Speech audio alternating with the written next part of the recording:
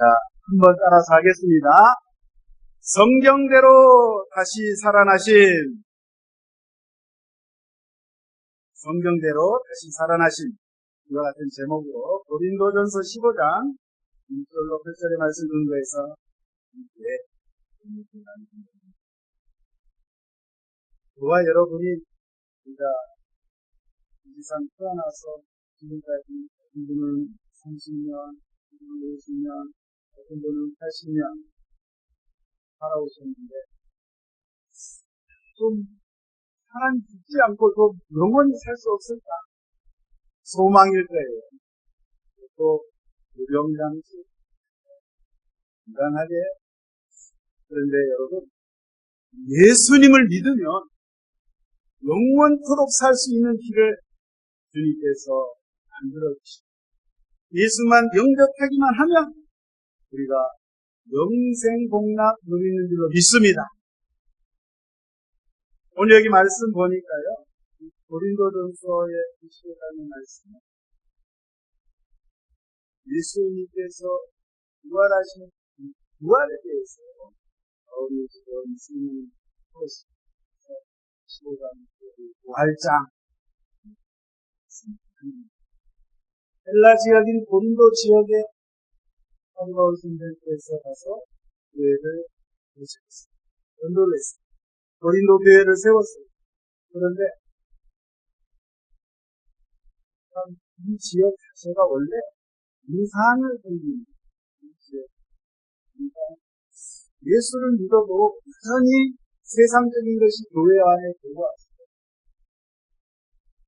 여전히 세상 모습이 고린도 교회 성도들에게 여전히 세속적이고 인격이고 영적이라고 하지만 그 역시 영적으로 문제가 많이 있었어요. 특별히 예수님이 죽음에서 부활하셨다는 그 소식을 접해 듣고 고린도 교회 성도들의 부활신앙은 여러분 좀 문제가 있어요. 왜 문제가 있었냐면 이 지역이 헬라 지역이다 보니까 헬라 철학자들의 그 사상의 영향을 엄청나게 세게 받아서 부활신앙 자체가 믹싱이 되고 혼합이 돼가지고 이상하게 예수님의 부활을 알고 있는. 예를 들면 이 헬라 철학은 인간의 이 몸, 인간의 육체는 우리 영혼의 감옥이라고 합니다. 사람의 영혼을 가두는 그 감옥이 사람의 몸이다. 그러니까 다시 말씀드리면 사람이 죽는다. 사람이 죽는다는 것은 이 영혼이 감옥인 육체에서 해방되는 것, 그것은 죽음이라고. 그래서 헬라 사람들의 머릿속에는 이 육체, 눈에 보이는 이 신체는 굉장히 약하고 연약하고 걸어가지 못하다 아주 사악한 것으로 이렇게 봤습니다. 그래서 그런 생각을 가지고 있던 고린도 사람들이기 때문에 이 고린도 교회 성도들은 어떻게 사람이 특별히 이 육체가 다시 살 수가 있냐? 이건 믿을 수 없다.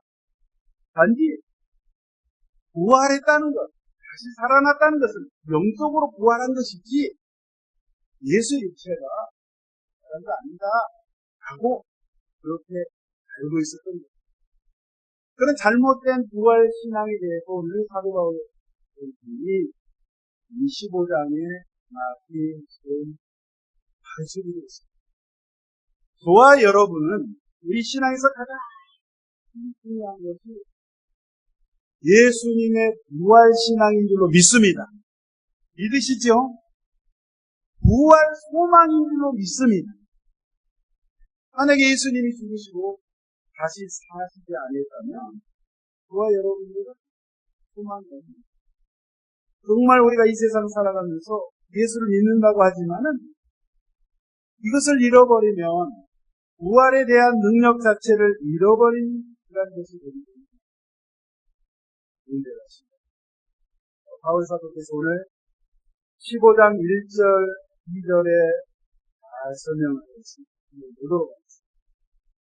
형제들, 내가 너희에게 전한 복음을 너희에게 알게 하노니 이는 너희가 받은 것이요 또 그 가운데서 쓴 것이요 너희가 만일 내가 전한 그 말을 굳게 지키고 겉에 믿지 아니하였으면 또 말미암아 구원을 받으리라. 복음은 전해진 것입니다. 저와 여러분도 예수 믿을 때 누군가 나에게 전해줬기 때문에 전파된 그 복음을 내가 듣고 오늘 여기 말씀처럼 예수를 알게 되었어요. 그 다음에 예수를 알게 된 다음에 어떻게 되냐? 순서가 그것을 너희가 받은 것이요 받았다. 소유하고 있다. 그 복음을 내가 간직하고 있다. 그 다음에 그 간직한 복음 위에 어떻게 되냐? 그 가운데 서 있어야 된다. 이 부활신앙입니다. 순수한 예수님에 대해서 복음을 전해 들었으면 그것을 내가 듣는 것으로 끝나는 것이 아니라 전해 듣고 그 말씀을 알고 내 안에 소유된 그 말씀 위에 그 말씀의 반석 위에 내가 굳건히 서 있어야 돼요. 아멘이십니까? 이게 중요한. 그거를 지금 고린도 성도들에게 가르쳤습니다. 그와 여러분이 과연 그렇게 그리스도의 복음을 소유하고 그 복음 위에 서 있느냐? 제 질문을 하겠습니다.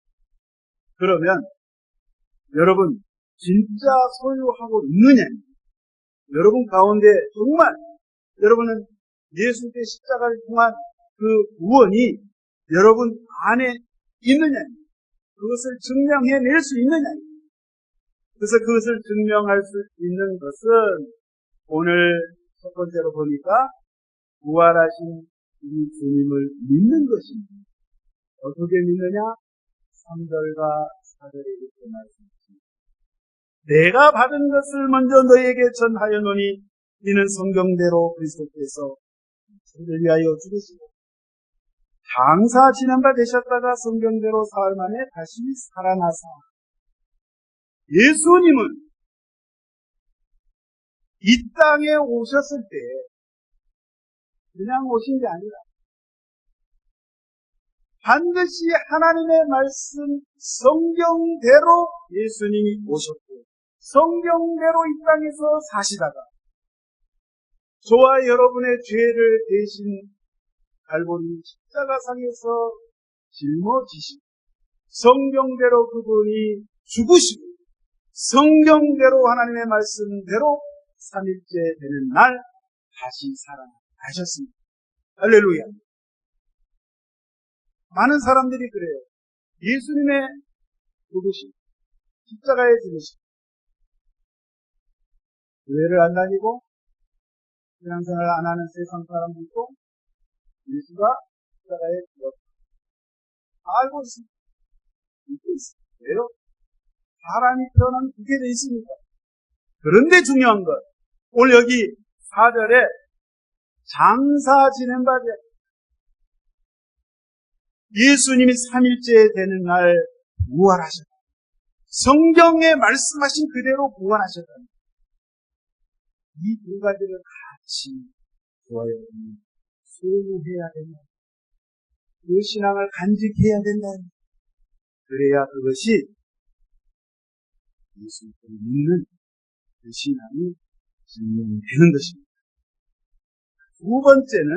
두 번째 증거는 뭐냐면 부활하신 주님을 성경을 통해서 우리가 보는 것. 성경을 통해서 어떻게 봅니까? 여기서 본다는 것은 그 기록되어 있는 성경의 말씀을 인식한다 이 말이에요. 깨닫는다 이 말이에요. 도대체 무슨 말인지 무슨 말씀인지 내가 그것을 알아듣는다 이 말이에요. 여러분 예수님 당시에 바리새인들과 율법학자들과 이 사람들 다 기록된 이 성경을 가지고 있습니다. 당시에 유대 사람들, 이스라엘 백성들 다 성경을 가지고 있었습니다. 그런데 문제는 이 성경을 눈으로 보면서도, 기록된 이 말씀을 눈으로 보면서도 그들이 깨닫지 못합니다.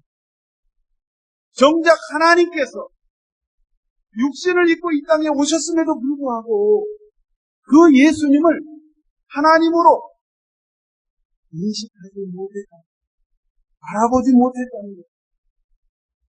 그게 문제입니다.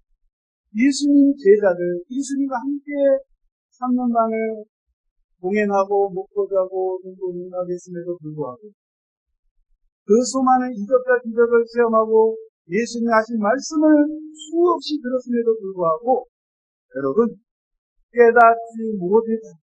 그래서 예수님께서 누가복음 24장에 이런 말씀하십니다. 모세의 율법, 선지자의 글, 시편에 나를 가리켜 기록된 모든 것이 이루어져야 하리라 한 말이 이것이라 하니 이에 그들의 마음을 열어 성경을 깨닫게 하시다. 여러분 말씀을 들을 때 깨달아야 되는데 그 말씀을 알아들어야 되는데 알아듣지 못하는 자는 오늘날에도 이 구원받았다라고 말할 수가 없는 거예요. 교회를 아무리 오래 다니고 교회에서 봉사를 아무리 많이 하고 전도하고 선교를 많이 해도 기록되어 있는 이 말씀이 무슨 말씀인지를 모르고 있다면 정말 안타까운. 여러분 예수님의 제자와 제자가 아닌 것을 어떻게 구분하느냐? 말씀을 깨닫고 있느냐? 말씀을 깨닫지 못하느냐? 그 차이입니다. 저와 여러분들은 말씀을 깨닫고 계시는 줄 믿습니다. 할렐루야! 감사합니다. 여러분 질문하세요. 여러분 성경 몇 개를 보십시오. 그래서 보시면 정말 성경 속에서 예수님이 보이십니까? 보이신다고 하신 분을 손드세요. 나는 안 보인다 하는 손드세요. 손 안 드시는 분은 뭐예요? 네, 부끄러워서. 손 안 드셨지만 손 드신 줄로 믿습니다. 성경을 저와 여러분들이 펼칠 때 예수님이 보여야 됩니다. 근데 그 예수님이 과연 어떤 예수님이냐? 내가 믿는 예수가 내가 열심히 기도하고 열심히 철야하고 금식했을 때 내가 하나님 앞에 부르짖어 기도할 때 하나님께서 나를 돈을 많이 벌게 하고 내가 주식 투자만 하면 되는 것마다 그냥 팍팍 철대고 코인이 유행인데 잘못했다가는 썩 망합니다. 하나님 이 코인도 부동산 투자한 것도 잘 되게 해주시고 대박나게 해주시고 오 예수 신이시오 비옵나니 예수 이름으로 내가 비옵나니 주여 오늘도 살게 하시고 무병장수하게 하시고 소원 성취되기 원하니 주여 예수 신이시오 비옵나니 그런 예수로 믿으십니다. 그런 예수로 믿으셨다면 그런 분에게는 구원이 없다. 그런 예수에게는 부활도 없고 생명도 없고 영생이 없다. 여러분 오늘 사도 바울이 전한 이 복음의 핵심은 바로 노 크로스 노 크라운, 십자가가 없다면 십자가에 죽이신 예수 그리스도, 십자가의 죽음이 없으면 여러분 영광의 부활이 없는 것입니다. 성경은 끊임없이 저와 여러분들에게 물론 하나님께서 복받으라 복을 이야기하고 계시지만 성경에서 하나님이 말씀하시는 부분은 우리 주 예수 그리스도 그분이 나의 생명이 되시고, 할렐루야. 그분이 나의 부활이 되시고, 그분이 나의 천국이 되시고, 그게 확 믿어져요. 그분이 내 안에 이렇게 계셔야 돼요. 내가 시장을 가나, 내가 학교를 가나, 내가 직장을 가나, 교회를 가나, 심지어 화장실을 가더라도 예수님은 그분이 얼마나 감사가 되는지 볼일 보다가도 눈물이 돼. 시장 가서 물건 계산하다가도 울컥하는 거예요. 아니, 아줌마 왜 오세요? 왜 그럴 일이 있어요? 그 은혜가 있어요. 여러분, 우리가 성경을, 특별히 이 구약 성경을 볼 때, 그 안에서 우리도 예수 그리스도의 모습이 되었어요. 할렐루야. 노아 홍수 속에서도 죄인된 죄악이 관영한 그 세상 가운데 하나님께서 인류를 구원하시고자 하는 그 그리스도의 모습이 되었어요. 아브라함이 그 아들, 힘들게 얻은 그 100살에 얻은 이삭이라는 아들, 그 아들을 하나님의 명령에 의해서 모리아산에 불로 태워서 번제로 제사로 드리라고 했을 때 그 모습 속에서 우리도 예수 그리스도의 모습을 발견해야 된다. 요셉의 일생을 통해서도 여러분 발견해야 되고, 이스라엘 백성들이 출애굽했을 때 그 마지막 10번째 재앙 장자의 죽음 가운데 그 6월절을 이야기하는 그 6월절 어린 양 대신 예수, 나의 생명의 주 예수가 구주가 되심을 여러분 구약 성경을 통해서 예수님 여러분 발견하셔야 될 줄 믿습니다. 세 번째는 우리가 구원받은 사람으로서 증명되는 것입니다. 바로 성령, 보혜사 성령을 통해서 여러분 부활하신 주님을 믿는 것입니다. 오늘 5절에 보니까 베바에게 보이시고 후에 12 제자에게와 그 후에 500여 형제에게 일시에 보이셨나니 그 중에 지금까지 대다수는 살아있고 어떤 사람은 잠들었으며 그 후에 야고보에게 보이셨으며 그 후에 모든 사도에게와 낸 나중에 만삭해 주셨던가 같은 에게도 보이셨습니다. 베바 베드로에게 열두제자 보여주시고 500명 되는 그 제자들에게 일시에 일시만에 주님이 나타나셨습니다. 예수님의 친동생인 야고보에게도 나타나셨습니다. 오늘 여기 보니까 이 성경을 기록한 사도 바울에게 주님께서 보여주셨다고 했는데, 보여주셨다는 뜻은요, 내가 보고 싶어서 내 눈으로 보는 것이 아니라, 내가 내 스스로의 힘으로, 내 능력으로 보는 것이 아니라, 하나님의 성령께서 나로 하여금 보게 하셔야 됩니다. 그 보게 하시는 은혜가 여러분 있어야 됩니다. 요한복음 14장 14절 이하에 보니까 이렇게 말씀하고 있습니다. 또 다른 보혜사를 너희에게 주사 영원토록 너희와 함께 있게 하리니 그는 진리의 영이다.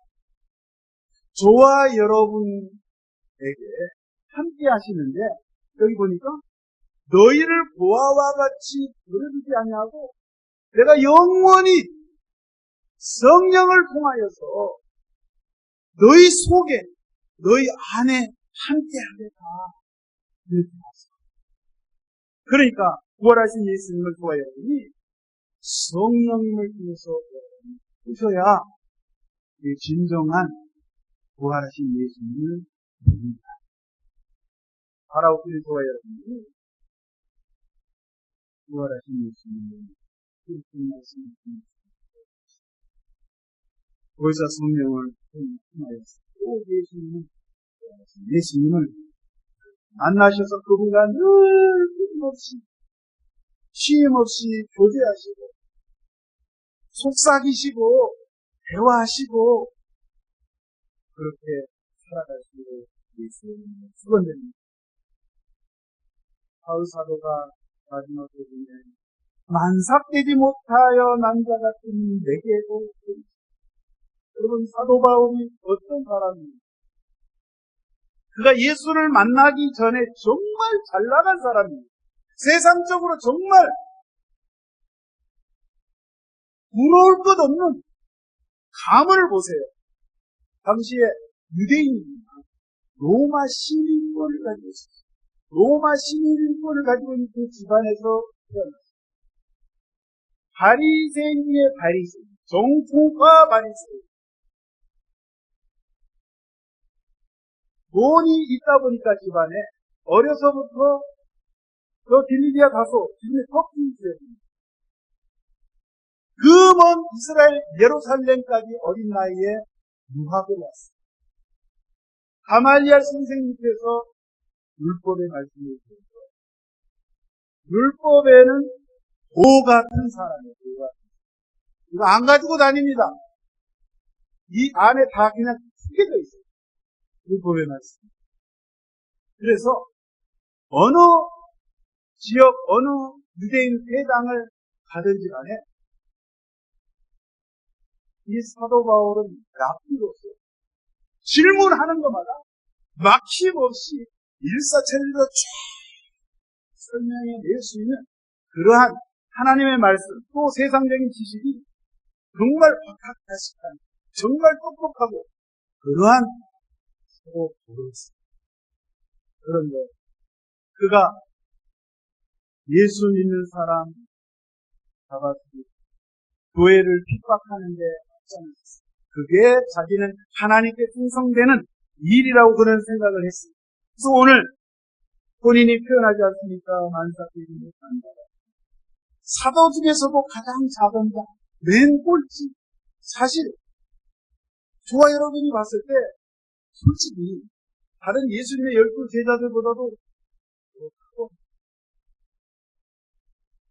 신약성경 서신서를 기록한 그 내용을 보면 어쩌면 사람으로서 이렇게 하나님의 말씀을 이렇게 논리적으로 정말 체계적으로 신학적으로 이렇게 잘 정리를 하고 기록을 했어요.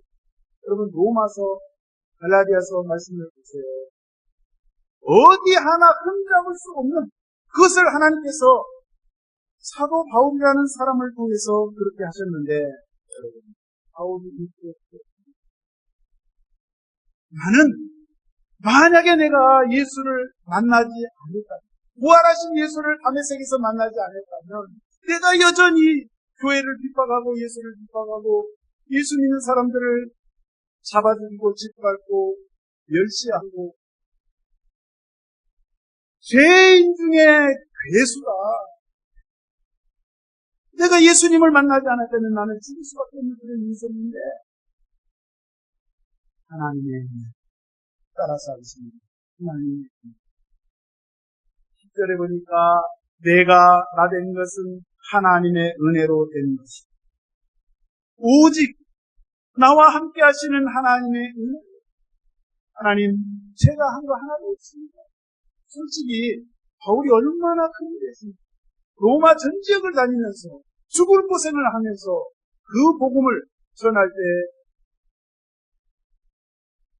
예전에는 본인이 예수 믿는 사람을 핍박했는데 본인이 핍박을 당해요. 멸시를 당해요. 매를 맞아요. 감옥에 갇혀요. 무시당해요. 그 예수를 전하는 자로 바뀌었는데 그 많은 교회를 세우고 많은 제자들을 양성했지 않습니까? 기독교 2000년 역사 가운데 소망 같은 사람이 그런 큰 일을 했지만 바울이 겸손하게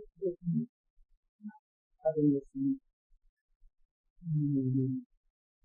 여러분, 저와 여러분이 지금 이 시간까지 여러분 이 자리에 계신 것 우리가 하나님의 은혜를 믿습니다.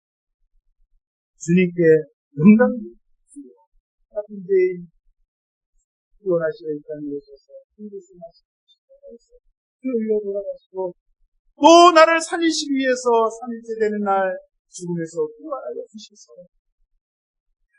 부활의 주님, 그 주님, 영원하신 나의 친구 되신 그 주님과 함께 이렇게 예배할 수 있는 자로 하나님 인도해 주시니 너무나도 감사합니다. 고백 계속해서 이어지시기를 축원드립니다. 사도 바울이 정말 가슴에 양심에 찔리고 감히 다른 사도들, 다른 성도들 앞에 나갈 수 없는 모습으로 그가 뒷걸음질 치면서 왜 표현되었습니까?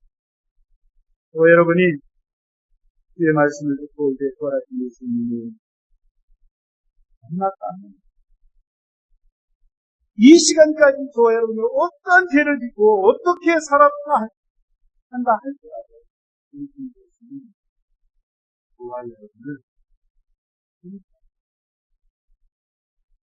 하나님의 삶에서 봐주시고 주님으로 주님께서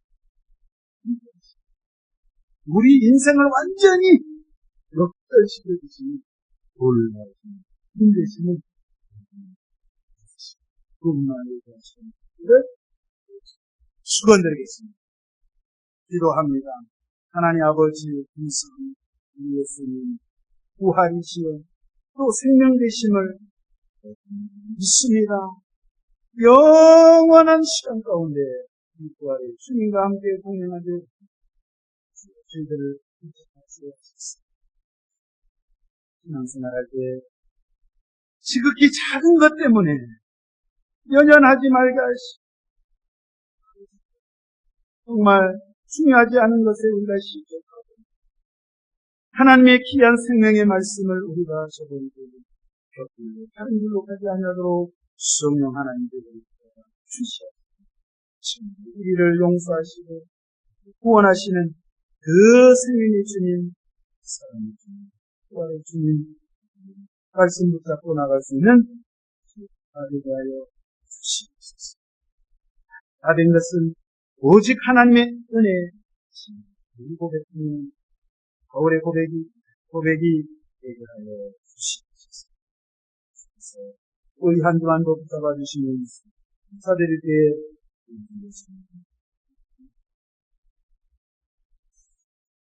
오늘은 성찬 주일입니다. 울리신 피와 울리신 몸을 상징하는 선을 예할 때 주여 다시 한번 죄의 죄를 다시 한번